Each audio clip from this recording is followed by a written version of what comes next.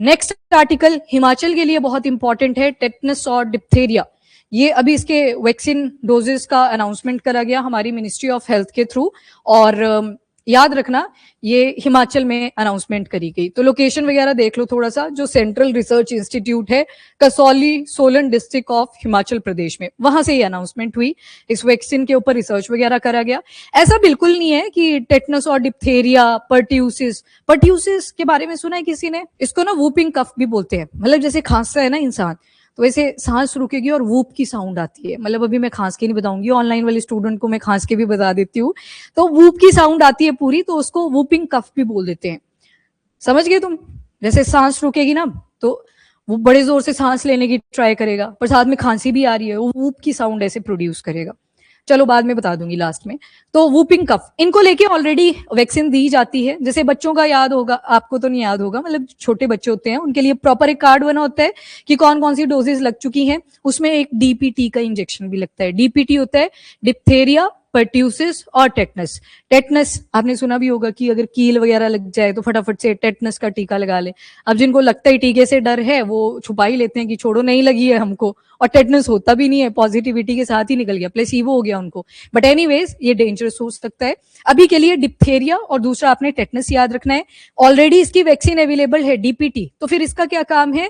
तो उस वैक्सीन के बाद एक बूस्टर डोज प्रोवाइड करना कि कभी भी ऐसा केस ना आए, क्योंकि हम फोकस करते हैं पहले एलिमिनेशन के ऊपर, फिर एलिमिनेशन के बाद इराडिकेशन। इराडिकेशन का मतलब है एलिमिनेशन में शायद कुछ केसेस अभी आ रहे हैं पर हमारी नजर में नहीं पड़े। इराडिकेशन का मेन फोकस होता है कि हम अपने एफर्ट डालते रहेंगे ताकि कल को आए ना कोई भी केस इन बीमारियों से रिलेटेड। अभी बताती हूँ डिप्थेरिया और टेटनस भी। डिप्थेरिया के बारे में सुना है किसी ने? कैसा होता है ये? बहुत डेंजरस होता है। मैंने पिक्चर लगा दी है, तो हिम्मत करके देख लेना। आप सोचोगे कि ये खाएगा कैसे बेचारा, तो मतलब ऐसी सिचुएशन हो जाती है डिप्थेरिया के केस में। अभी आ रही हूँ। अब देखो यहाँ पे लिखा है एक टीडी वैक्सीन, और दूसरी जो टर्म आपको दिखेगी वो टी डैप वैक्सीन दिखेगी। तो टी से यहाँ पे क्या होगा? टेटनस। डी से क्या होगा? डिप्थेरिया। और आगे लिखा है टी डैप, टी से अगेन टेटनस, डी से डिप्थेरिया, ए से एंड आ जाएगा और पी से पर्ट्यूसिस, वो जो वूपिंग कफ वाली बीमारी बोली। तो डरना मत इससे कि क्या लिख दिया ये। तो टीडी यहाँ पे बीमारियों का नाम बता रहा है, टी डैप भी बीमारियों का ही नाम बता रहा है। पर्ट्यूसिस के ऊपर हरियाणा का पेपर हमेशा क्वेश्चन पूछता है वूपिंग कफ को लेके, तो वो चलो आपने डिजीज के अंदर पढ़ लिए होंगे, उनको थोड़ा सा डिटेल में देख लेना। आज मेन फोकस करेंगे हम डिप्थेरिया और टेटनस के ऊपर। तो इम्यूनाइजेशन को बूस्ट करना है, और चाइल्डहुड वैक्सीन ये लॉन्ग टर्म तक इम्यूनिटी प्रोवाइड कर सके वो भी करनी है। और इम्यूनिटी के ऊपर इतना फोकस क्यों करा जाता है? हम चाहते हैं इसमें भी हर्ड इम्यूनिटी आ जाए। हर्ड इम्यूनिटी क्या थी? हाँ, आपने क्या किया? मेजॉरिटी जनता को इम्यूनाइजेशन करना शुरू कर दिया, तो फिर होता क्या है, वो बैक्टीरिया के केसेस आने वैसे ही बंद हो जाते हैं, उस पर्टिकुलर बीमारी के केसेस आने बंद हो जाते हैं। तो लगाई तो सिर्फ 70% लोगों को थी, पर 30% खुद ही प्रोटेक्ट हो जाते हैं। उसको क्या बोल दिया? हर्ड इम्यूनिटी, ग्रुप इम्यूनिटी में। तो टाइप्स कौन कौन से हैं वैक्सीन के इसके अंदर? तो एक तो टीडी वैक्सीन है जिसके लिए फोकस करा जाएगा सिर्फ टेटनस और डी फॉर डिप्थेरिया को, और दूसरी जो इसकी वर्जन है दैट इज टी डैप, इसमें टेटनस, डिप्थेरिया एंड पर्ट्यूसिस को फोकस करा जाएगा। वूपिंग कफ भी बोलते हैं पर्ट्यूसिस को, और ये दोनों से प्रोटेक्ट करेगी। और ये जो टी डैप वाला वैक्सीन है ये इवन प्रेग्नेंट वीमेन को भी एप्लीकेबल कर दिया गया है। सेफ ट्रायल्स हैं इसके। अब देखो मैंने बोला सेफ ट्रायल, मतलब इसके क्लिनिकल ट्रायल हुए पहले वैक्सीन के। और क्लिनिकल, एक दिन याद होगा आपने ऑटिज्म के बारे में पढ़ा था कि स्टेम सेल थेरेपी आप यूज नहीं कर सकते, बहुत बड़ा वर्डिक्ट है वो अपने में। क्या बोला था रीजन? किसके क्लिनिकल ट्रायल नहीं हो रखे हैं। तो मतलब क्लिनिकल ट्रायल इंपॉर्टेंट है, और आप अगर प्रेग्नेंट विमेन को दे रहे हो तो वो अपने में रिस्की भी हो सकता है, तो clinical trial are very important. और साथ में जो केयर गिवर्स होते हैं इन्फेंट के, केयर गिवर्स मतलब जैसे दाई वगैरह को भी बुलाया जाता है कि अगर लगे हिस्ट्री रही हो ऐसी कि एक आधा केस आया था, तो उस बैक्टीरिया के आगे पास होने के चांसेस रहते हैं। जैसे गलियन पैरी सिंड्रोम पढ़ा था एक दिन, कल मैंने आपसे पूछा भी था, आपने बोला वो न्यूरोलॉजिकल डिसऑर्डर है। और ट्रिगर किसकी वजह से होता है? Bacteria, virus. वैक्सीन बड़े कम चांसेस होते हैं कि वो ट्रिगर कर जाए। तो ये जो टेटनस का बैक्टीरिया भी होता है ना, अब मैं बैक्टीरिया बोल रही हूँ तो क्वेश्चन आ जाएगा भी कि टेटनस इज वायरल, तो आंसर इज इनकरेक्ट। तो वहां पे क्या आएगा? बैक्टीरियल है। तो वो बैक्टीरिया क्या करता है, हमारी जो नर्व एंडिंग्स होती हैं वहां पे स्टोर होके कई बार रह जाता है। तो बोला कि जो केयर गिवर्स होंगे इन्फेंट्स के, उनको भी ये इंजेक्शन लग सकता है। बाकी की फीचर्स क्या आएंगे? तो जो बूस्टर डोज है इसको रेकमेंड करा गया है कि आप हर 10 साल में ले। आपको लगा ये टेटनस का इंजेक्शन कितने लगे थे? लगते नहीं रहते थे, नंबर होता था इनका। एक बचपन में लगा होगा, 3rd क्लास मेरे ख्याल से, कईयों को 2nd में लगा होगा, देन उसके बाद 8th में लगता है, फिर 10th में लगता है, पहले बम पे लगा होगा आपके 2 बारी, और फिर आप बड़े हो जाते हो तो वो थोड़ा अजीब लगता है, तो इसलिए टांग के ऊपर लगाते थे, फ्रंट साइड ऑफ थाई पे। थर्ड वाला तो मैंने स्किप ही कर दिया, मैंने छुट्टी कर ली अगले दिन। पता लग गया ना पिछले दिन की, अगले दिन डिस्पेंसरी वाले आने वाले हैं और इंजेक्शन लगेंगे। मैं ऐसे, नहीं भाई इंजेक्शन तो नहीं लगवाएंगे हम। मेरी दादी को फंक्शन था, मैं भी निकल ली साथ में, मैंने भी जाना है। सारे देखेंगे क्यों जाना है, और अगले दिन पता लगा कि उधर इंजेक्शन लगे। डिस्पेंसरी वालों ने फिर बाद में मना कर दी कि अब नहीं हम लगाएंगे, वो स्कूल के थ्रू ही लगते हैं। मैं कहा बढ़िया है, मत लगाओ।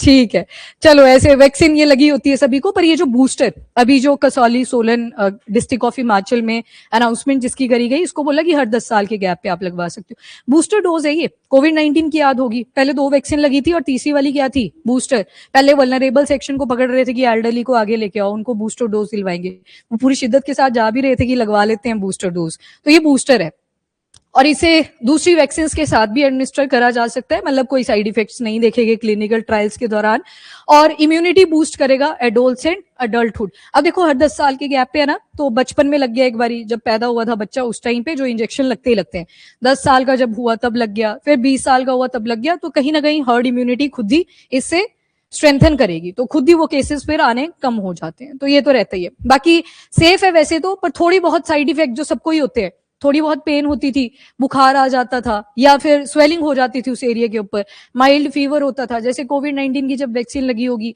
आया था आपको बुखार? मतलब सबको आया था, मुझे आ नहीं रहा था, तो मैंने बोला मेरे को भी आ गया, मैं भी सो गई। तो वैसे ही वो साइड इफेक्ट्स होते हैं, माइल्ड साइड इफेक्ट हर एक वैक्सीन के होते हैं। अब वो बैक्टीरिया की डेड फॉर्म आप में डाल दी गई है, तो थोड़े बहुत साइड इफेक्ट तो आएंगे आएंगे। चलिए जी, टेटनस के बारे में देख लो। जब इसकी स्टेन देखते हैं तो कुछ इस तरह से ये दिखाई देते हैं, क्लोस्ट्रीडियम टेटनाई, इसकी वजह से ये कॉज होता है, और ये ऐसा बैक्टीरिया है जो सॉइल, डस्ट, एनिमल वेस्ट हर जगह पे आपको मिल जाता है। पहला जो एविडेंस मिला था इस क्लोस्ट्रीडियम टेटनाई का, वो मिला था हॉर्स के फिकल मैटर के अंदर, मतलब हॉर्स ने फिकल मैटर एक्सक्रीट करा और उसमें देखा गया था ये सैंपल। और फिर वो हॉर्स का जो फिकल मैटर था जमीन में मिक्स हो जाता है सॉइल के अंदर, सॉइल पे आपने कोई चीज ग्रो करवा दी, वो कहाँ चला गया, ह्यूमन बींग्स के अंदर। तो इस तरह से ये फिर Clostridium tetani animal to human spread कर गया, और आज के टाइम पे आपको बहुत सारे केसेस देखने को मिलते हैं। और ये बॉडी के अंदर कैसे एंटर करता है, मान लो कोई कट लगा था, वूंड लगा था, कोई फ्लाई वगैरह वहां पे जाती है, आपके वूंड पे बैठ जाती है, बस सप्लाई हो चुकी है, बस उतना सा। तभी बोलते हैं कि वूंड को कवर करके रखें और सफाई रखें वहां पे। ये टॉक्सिन जब प्रोड्यूस करता है तो इससे मसल स्टिफनेस होती है। अब थोड़ी बहुत स्टिफनेस नहीं होगी, आपने एक लॉक जॉ टर्म सुनी होगी, नीचे वाला जबड़ा ही हिलता है ना जब खाते हो, करके देखो जिन्होंने कभी ये ट्राई नहीं करा, सिर्फ नीचे वाला हिलेगा, मैंडिबल। मैंडिबल में डी आता है ना, तो डाउन, ये याद रख लेना, नीचे वाले जबड़े को मैंडिबल बोल देते हैं, ऊपर वाला मैक्सिला होता है, ये फिक्स रहता है। तो जब आप खाना खाते हो सिर्फ मैंडिबल हिलता है। जब टेटनाई का ये बैक्टीरिया बॉडी में जाता है ना, ये नहीं हिलेगा, मतलब आप चबा ही नहीं पाओगे, यहाँ पे जो मसल होते हैं ना आपके, ये पूरी तरह से ब्लॉक कर जाते हैं, और इस कंडीशन को बोलते हैं लॉक जॉ कंडीशन, की जॉ पूरी तरह से लॉक हो चुका है। और कौन से वाला जॉ, नीचे वाला, क्योंकि मूव तो नीचे वाला ही करता है, मैंडिबल, तो उसको लॉक जॉ भी बोलते हैं। पेनफुल स्पैज्म होते हैं। मसल के अंदर 2 तरह की प्रोटीन होती है, एक मायोसिन सुनी होगी आपने, एक एक्टिन सुनी होगी। ये दोनों हमारे मसल को कॉन्ट्रैक्ट और रिलैक्स करता है। तो जैसे मैं लिख रही हूं तो यहाँ पे बाइसेप खुल जा रहा है, जैसे मैंने इसको बंद करा वो बाइसेप आपको दिखेगा, तो वो क्या है, इनडायरेक्टली कॉन्ट्रैक्शन और रिलैक्सेशन। वो भी बहुत ज्यादा, एक तो फटाफट से होएगी, मतलब ऐसे लगेगा कि पूरी की पूरी बॉडी को झटका ही लग गया रिलैक्स करते हुए, या तो एकदम से सिकुड़ जाएगी। तो सोच लो पेशेंट की क्या हालत होती होगी उस कंडीशन में। और सवेयर केसेस में, अब देखो मसल हमारे रेस्पिरेटरी सिस्टम में भी होते हैं, वो भी ब्लॉक, तो वो भी ब्लॉक, तो सेम स्पैज्म वहां पे भी देखने को मिलेगा, सांस लेने में दिक्कत आएगी।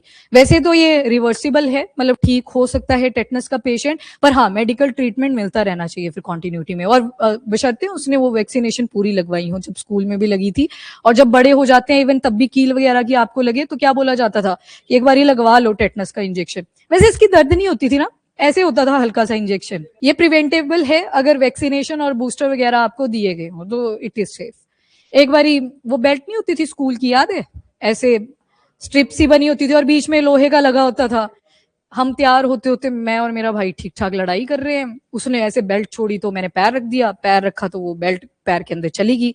फिर से वही आया कि टेटनस का इंजेक्शन लगा लेते हैं। मैं कहा नहीं, हम 5th क्लास में लगेगा वैसे भी, तो थोड़े दिन वेट ही कर लेते हैं। तो ऐसे ऐसे भी बातें हैं। टेटनस मतलब डेंजरस होता था, डर लगता था कि पता नहीं अब कील चली गई है, कुछ हो ही तो नहीं गया। तो ठीक है, टेटनस के क्या क्या सिम्टम्स आते हैं, तो फेस के जो मसल होते हैं छोटे हो जा, मतलब बिल्कुल रिस्ट्रिक्ट हो जाएंगे, जॉ वगैरह मूव नहीं करेगा, ये देखो ऐसे ही रह जाएगा ये कंडीशन, मतलब इतना ओपन हो रहा है, उसके बाद कुछ नहीं होएगा। ब्रीदिंग, स्वेलिंग, स्वलोइंग, मतलब खाने जब निगलते हो आप, तो क्या बोलते हैं जब आप निगल लेते हो जिस मटेरियल को, बोलस। ये ऐसे याद रखा करो, बी फिर सी आता है, पहले आप खा लेते हो, जब आपने निगला तो उसको बी बोलते हैं बोलस, और जब पेट के आगे जाते हैं तो काइम बोलते हैं, तो बीसी से याद रख सकते हो इसको, मतलब बिफोर क्राइस्ट, है ना, बीसी। ठीक है, यहाँ पे जॉ मसल जो होंगे वो टाइटली बंद हो जाते हैं, अगेन प्रॉब्लमेटिक, और मसल स्पैज्म होती रहती है एब्स वाले एरिया में, बैक, लिम्स, जहां जहां पे भी मसल और पूरी बॉडी में मसल प्रेजेंट है। इसके बाद दूसरी प्रॉब्लम है दैट इज डिप्थेरिया, ये भी बैक्टीरिया की वजह से होती है, कॉर्नी बैक्टीरियम डिप्थेरिए। डिप्थेरिया लिखा था हरियाणा के पेपर में एक साइड, और सामने ना पूरा नाम नहीं लिखा था, सिर्फ कॉर्नी बैक्टीरियम लिखा हुआ था, क्योंकि डिप्थेरिया से तो पता चल ही जाना था कि यही वाली बीमारी आएगी, तो इसका जीनस से पूछ लिया था सवाल, तो कॉर्नी बैक्टीरियम। ये रेस्पिरेटरी ड्रॉपलेट के थ्रू भी स्प्रेड कर जाता है, वहां पे पीछे आपने देखा सॉइल के साथ अगर कांटेक्ट आएगा, वूंड या जो ओपन वूंड है, कट वगैरह बॉडी में लगे होते हैं, तब जाके कहीं जाते हैं, यहाँ पे आपने देखा रेस्पिरेटरी ड्रॉपलेट के थ्रू भी चला जाता है। ये ना थिक ग्रे मेम्ब्रेन बनाता है थ्रोट में, वो दिख रही है आपको साइड में, ऐसी मतलब बड़ी हार्डन सी मेम्ब्रेन बन जाती है इस एरिया में। तो अब यहाँ से तो आपकी फूड पाइप है, और ये इसको क्या बोलते हैं, यूला। ये यूला क्या करता है, जब आप खाते हो ना, ऊपर की तरफ एक छेद होता है, तो वो नाक के चैम्बर को बंद कर देता है जब आप निगलते हो। कई बार हुआ होगा ऐसे, आपने दूध वगैरह पिया, खांसी आ गई, वो नाक की तरफ से निकलना शुरू कर देता है, तो सोचो ये यूव्यूला इसकी मूवमेंट भी रिस्ट्रिक्ट कर जाएगी, आप खाना कैसे खाएंगे। तो डिप्थेरिया देखने में शायद छोटा सा लगे, उतना डेंजरस भी ना लगे, पर इट इज एक्चुअली डेंजरस, क्योंकि ये तो बिल्कुल फेरिंग्स वाले पॉइंट पे ही बन चुका है। तो ऐसी थिक मेम्ब्रेन बन जाती है ग्रेश से कलर की, और इसी को बोलते हैं डिप्थेरिया। मतलब देखने में छोटी है प्रॉब्लम, पर सोचो खाना नहीं खा पाओगे, तो इट इज डेंजरस, तो इसको रोकना भी जरूरी है। और एयरवे ब्लॉक हो जाते हैं, हार्ट डैमेज हो जाता है, नर्व डैमेज, और इसे ग्लोबली कंट्रोल करा जा रहा है, कौन से प्रोग्राम्स के थ्रू, अगेन इम्यूनाइजेशन प्रोग्राम्स।